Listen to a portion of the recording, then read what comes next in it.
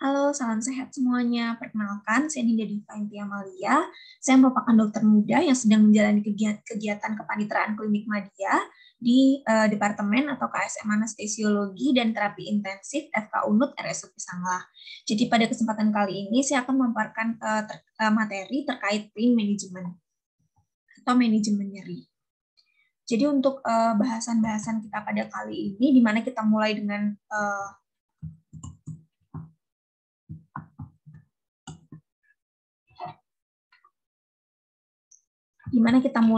pendahuluan. Kita akan mencari tahu terlebih dahulu apa itu definisi dari nyeri dan apa saja jenis-jenis dari nyeri atau tipe-tipe dari nyeri dan juga apa saja fungsi adanya nyeri tersebut.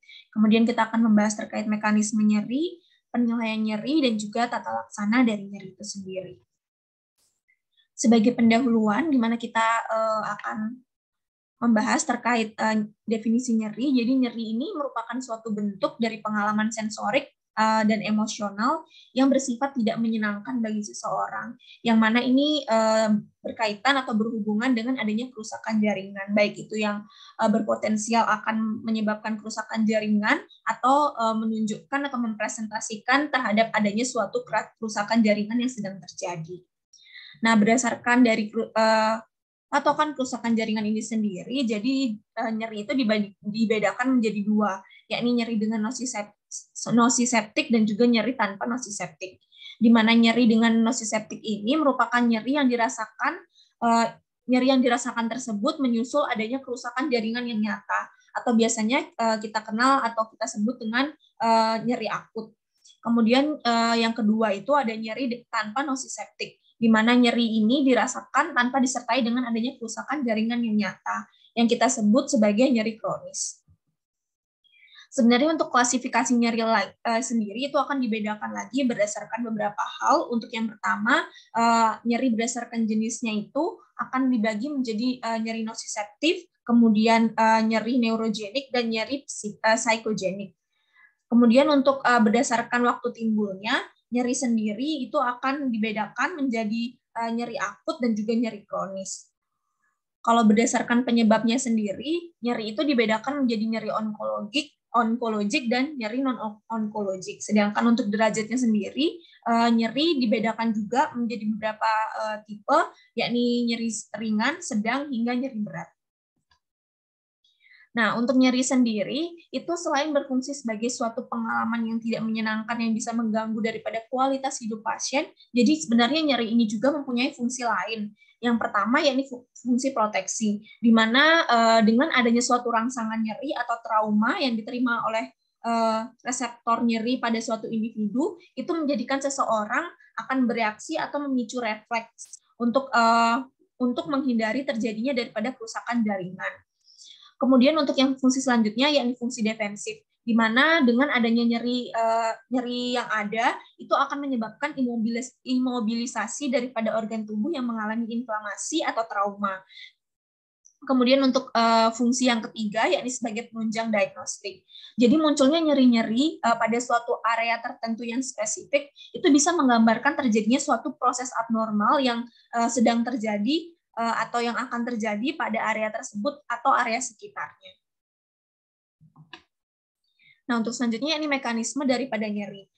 Untuk proses elektrofisiologi dari nosiseptik itu sendiri dibedakan menjadi 4 proses, yakni untuk yang pertama itu dimulai dari proses transduksi, kemudian disusul dengan proses transmisi daripada impuls yang diubah pada fase transduksi, kemudian akan dilanjutkan dengan modulasi, baru yang terakhir yakni timbul persepsi nyeri itu sendiri. Kita akan bahas satu-satu, di mana untuk transduksi itu sendiri, jadi untuk transduksi ini merupakan proses stimuli nyeri atau adanya stimulus yang berbahaya seperti thermal, trauma, dan juga yang lain-lain, atau kita sebut dengan naksius stimuli yang akan diterjemahkan menjadi impuls kelistrikan pada ujung-ujung saraf. Yang mana hal ini akan menyebabkan ion natrium, kemudian kalium, dan juga kalsium yang terdapat pada nosiseptor akan terbuka dan akan diubah menjadi impuls listrik. Nah, setelah diubah tersebut, impuls nyeri yang ada diubah menjadi impuls listrik, kemudian akan ditransmisikan. Jadi impuls dari saraf sensorik yang di perifer, kemudian akan disalurkan oleh saraf alfa delta, yang mana serabut ini khasnya itu bermielin. Jadi untuk transmisinya sendiri bersifat lebih cepat. Kemudian selain itu juga ada serabut C, yang mana serabut ini tak bermielin, sehingga untuk perjalanannya sendiri itu lebih lambat. Kemudian impuls ini dari saraf sensorik yang di perifer itu akan disalurkan ke medula spinalis, tepatnya di kornu posterior. Nah, setelah itu akan membentuk sinapsis dengan interneuron rangsang atau penghambat di substansia gelatinosa di kornu dorsalis atau kornu posterior dari medula spinalis. Untuk setelah ditransmisikan itu ada namanya proses untuk selanjutnya, yakni proses modulasi. Di mana untuk proses modulasi ini sendiri merupakan proses interaksi antara sistem analgesik endogen dengan impuls nyeri yang masuk dari perifer sebelumnya.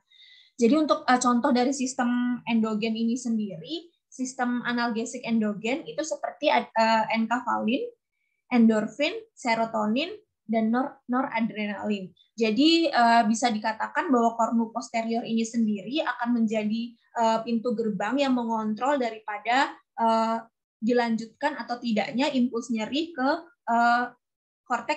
di korteks otak. Untuk selanjutnya, setelah melewati fase modulasi di mana nyeri tersebut dilakukan adanya kerja analgetik endogen, itu yang akan menekan daripada nyeri. Apabila tidak dapat dimodulasi, baru akan diteruskan ke korteks ke korteks otak. Jadi untuk persepsi ini sendiri, dia mengacu pada interpretasi input aferen di otak yang menimbulkan pengalaman indrawi yang spesifik pada suatu individu. Jadi pada fase ini merupakan rasa sadar dengan adanya rasa sakit. Jadi transmisi rangsangan tersebut, rangsangan dari perifer akan berakhir di sistem retikuler, limbik, dan juga korteks cerebral yang merupakan tempat persepsi ini terjadi. Adapun hal-hal yang mempengaruhi atau hal-hal yang berinteraksi untuk kemudian menghasilkan persepsi nyeri ini sendiri, ada 3 sistem. Yang pertama sistem diskriminatif, kemudian sistem motivasi afektif, dan sistem kognitif evaluasi. Di mana untuk yang pertama, sistem sensori diskriminatif, ini yang dimediasi oleh korteks somatosensorik dan juga akan bertanggung jawab untuk mengidentifikasi daripada keberadaan, karakter, lokasi, dan juga intensitas daripada nyeri itu sendiri. Kemudian untuk yang kedua, sistem motivasi afektif, yang mana ini menentukan tingkah laku dan juga respon emosional suatu individu terhadap rasa sakit tersebut. Jadi sistem ini dimediasi melalui pembentukan retikuler, kemudian sistem limbik, dan juga pada batang otak.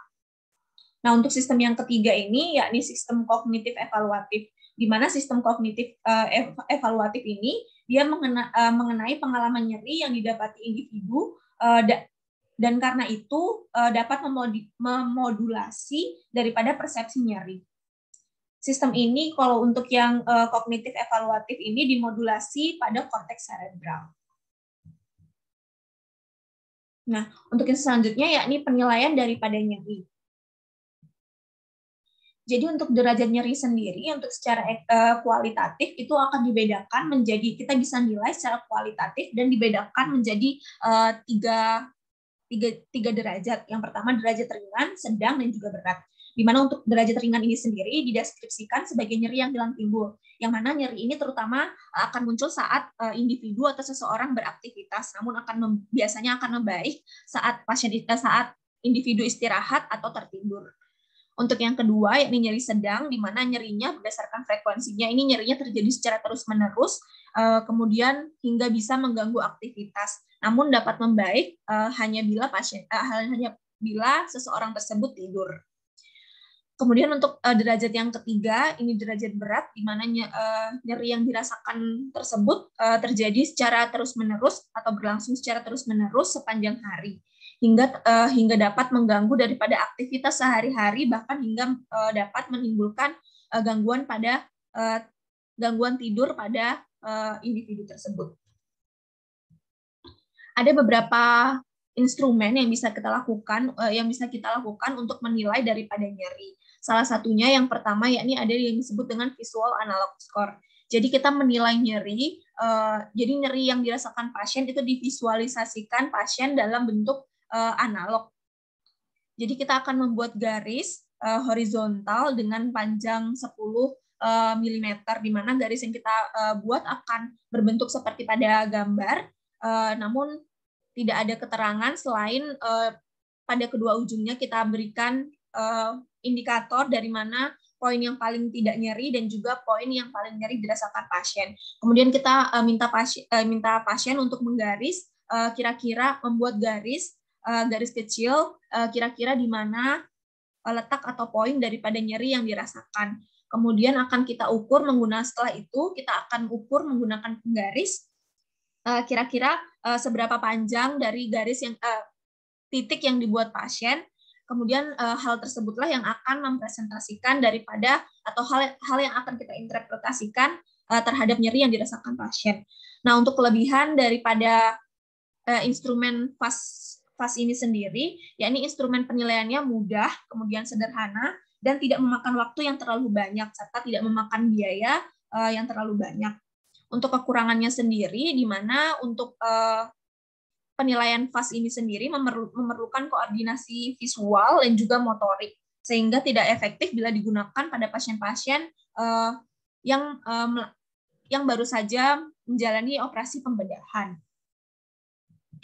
Berikut merupakan interpretasi daripada FAST apabila garis yang di titik yang dibuat pasien itu jaraknya membentuk 0 hingga lebih dari 10 mm, itu berarti tidak nyeri. Kemudian apabila lebih dari 10 mm hingga 30 mm, itu mendeskripsikan nyeri yang dirasakan pasien sedang. Apabila panjangnya 30 sampai 70 mm, berarti mendeskripsikan nyeri yang dirasakan pasien, yakni nyeri derajatnya sedang. Kemudian bila lebih dari 70 sampai 90, ini mendeskripsikan nyeri yang dirasakan pasien, yakni nyeri berat. Apabila lebih dari 90 hingga 100, berarti nyeri yang dirasakan pasien ini sangat berat. Untuk yang selanjutnya, yakni pilihan instrumen penilaian nyeri selanjutnya, yakni ada NRS atau Numeric Rating Scale. Jadi ini konsepnya hampir sama dengan yang FAST, hanya saja kalau yang pada FAST dia blind, tidak ada indikator untuk pertimbangan pada pasien untuk memilih pada titik atau poin berapa. Jadi kalau pada numeric rating scale ini kita akan membuat garis juga yang disertai dengan angka-angka yang mengindikasikan daripada derajat nyeri yang dirasakan pasien. Jadi untuk poinnya sendiri itu dari 0 hingga 10, di mana 0 itu tidak nyeri, kemudian 5 itu nyeri sedang, kemudian untuk 10 adalah nyeri berat. Untuk kelebihan daripada instrumen NRS ini sendiri, yakni dia instrumennya sederhana dan mudah dimengerti. Skala ini lebih sensitif terhadap dosis obat, sehingga dapat menilai respon nyeri terhadap terapi. Untuk kekurangannya sendiri, adanya keterbatasan pilihan kata dalam mengungkapkan nyeri, sehingga dapat menimbulkan ketidaktelitian dalam membedakan tingkat nyeri oleh pasien. Kemudian untuk NRS ini sendiri sangat susah digunakan pada pasien-pasien yang tidak mengenal angka. Kemudian untuk instrumen selanjutnya ada Wong-Baker Face Pain Rating Scale, yang mana kita akan menilai derajat nyeri dari ekspresi atau mimik wajah yang ditunjukkan pasien. Di mana dapat kita lihat seperti pada gambar, kita akan mencocokkan nyeri suatu presentasi nyeri yang dimunculkan oleh pasien melalui mimik wajahnya. Jadi untuk kelebihannya sendiri, untuk penilaian Wong-Baker ini, Wong-Baker Face Pain Rating Scale ini dapat digunakan pada orang dewasa atau anak lebih dari 3 tahun yang mana kesulitan untuk menggambarkan intensitas nyeri yang dialami.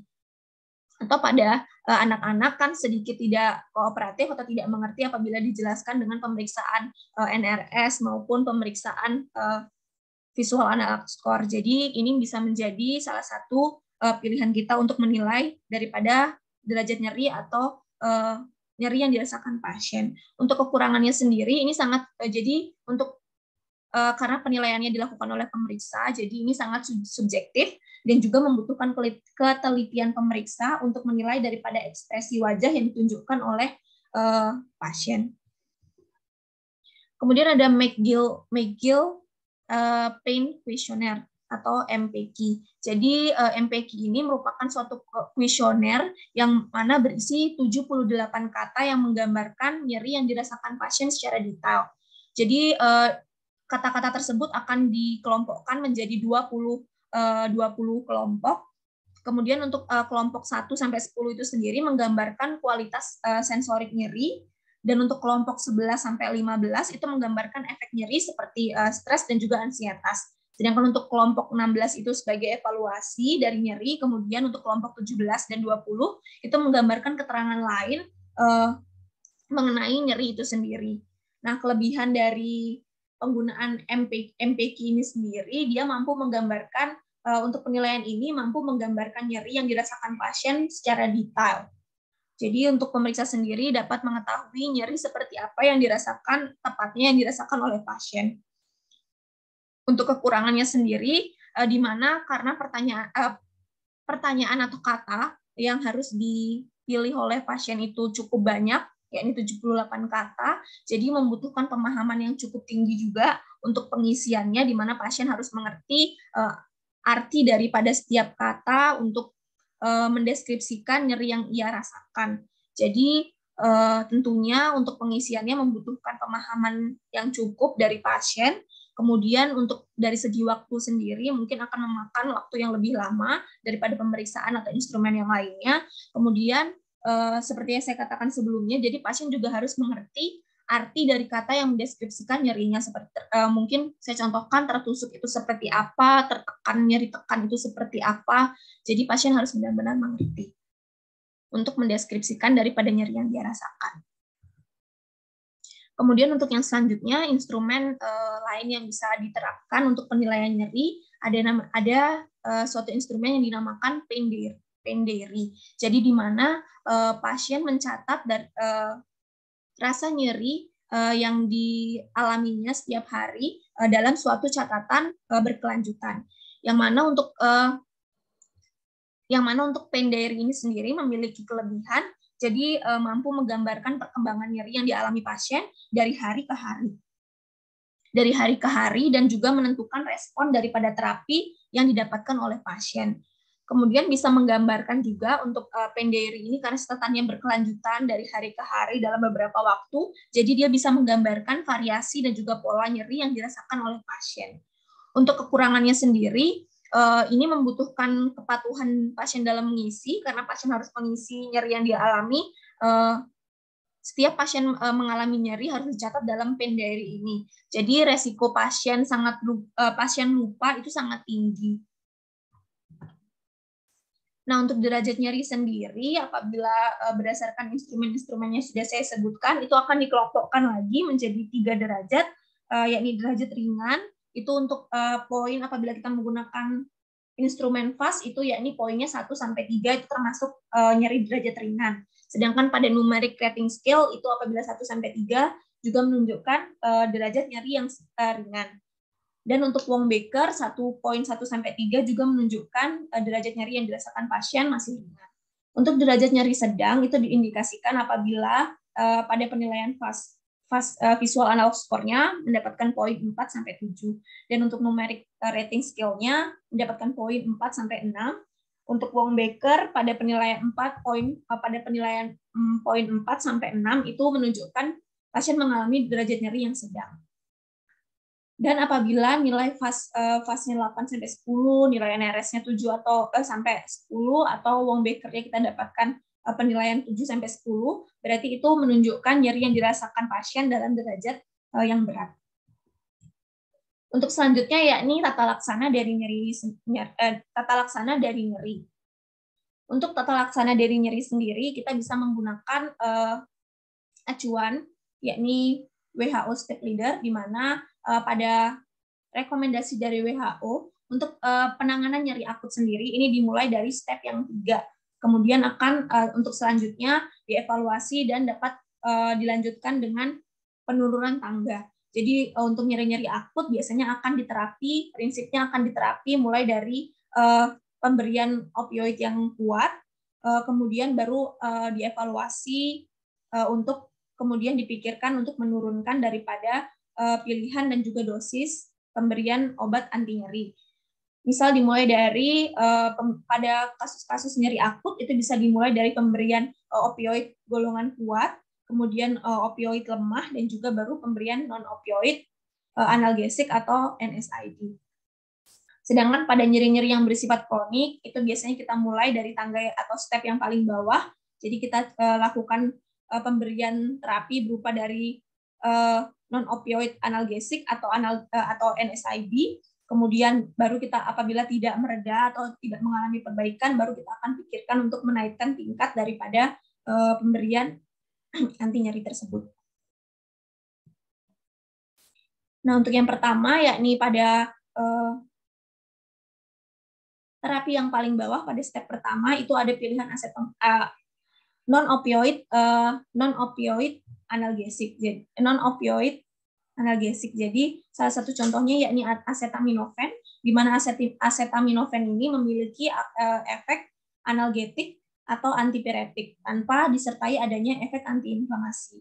Jadi dia bekerja untuk menghambat COX, yang mana COX ini dengan menghambat COX tersebut maka akan menyebabkan penurunan daripada prostaglandin di SSP. Kemudian untuk jalur pemberiannya sendiri itu bisa kita berikan melalui oral, intravena maupun melalui rektal. Untuk contohnya yang beredar luas itu contohnya paracetamol. Kemudian untuk yang selanjutnya yakni non-steroidal anti-inflammatory drug, di mana ini salah satu pilihan dari step yang pertama, yakni yang bekerja sebagai antiinflamasi, kemudian juga sebagai analgetik atau antipiretik, di mana kerjanya sendiri itu menghambat COX agar tidak berikatan dengan asam arakidonat, yang mana asam arakidonat ini merupakan substrat dari enzim prostaglandin endoperoxide sintease, yang mana nantinya akan berubah menjadi inflammatory prostaglandin. Jadi dengan dihambatnya COX berikatan dengan asam arakidonat ini, maka menekan juga daripada rilis daripada inflammatory prostaglandin, sehingga hal inilah yang menyebabkan NSAID memberikan efek antiinflamasi. Kemudian untuk NSAID sendiri ini dibedakan juga, ada yang selektif dan non-selektif. Jadi untuk yang non-selektif itu dia khusus bekerja pada COX-2 yang dimana yang dia fungsinya hanya sebagai antiinflamasi tanpa adanya protektor pada gaster. Jadi pada pemberian non-selektif sendiri itu akan beresiko terjadinya gangguan gastrointestinal atau gangguan pada gaster. Sedangkan kalau pada NSAID selektif, dia juga bekerja pada COX-2 dan juga COX-1. Jadi selain sebagai antiinflamasi, jadi dia memberikan efek protektor pada gaster. Contoh daripada NSAID ini sendiri yakni ibuprofen, aspirin, asam mefenamat, ketorolac, natrium diklofenak, dan juga meloxicam. Untuk yang selanjutnya yakni opioid. Jadi untuk kerjanya sendiri, opioid ini mengikat reseptor yang dapat menyebabkan aktivasi daripada protein G, yang mana protein G ini dapat membuat efek hambatan. Jadi hambatan ini akan menyebabkan hiperpolarisasi sel dan juga eksitabilitas saraf itu akan berkurang. Adapun untuk reseptor target daripada opioid ini sendiri yakni mu, kappa, dan juga delta. Untuk opioid sendiri ini dibedakan lagi berdasarkan cara terbentuknya dan juga intensitas daripada kerjanya.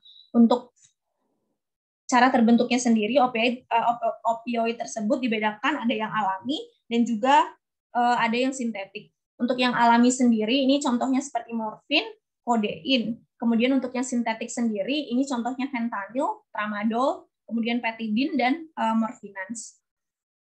Kemudian berdasarkan intensitas dari kuat kerjanya sendiri, opioid dibedakan menjadi opioid golongan yang kuat dan juga opioid golongan yang lemah. Untuk opioid golongan yang kuat sendiri, itu contohnya petidin, morfin, dan juga fentanyl. Kemudian untuk contoh yang lemah sendiri, ini ada kodein dan juga tramadol. Namun perlu diingat pada pemberian opioid ini akan muncul beberapa efek samping seperti mual muntah, kemudian konstipasi dan juga memberikan efek sedasi.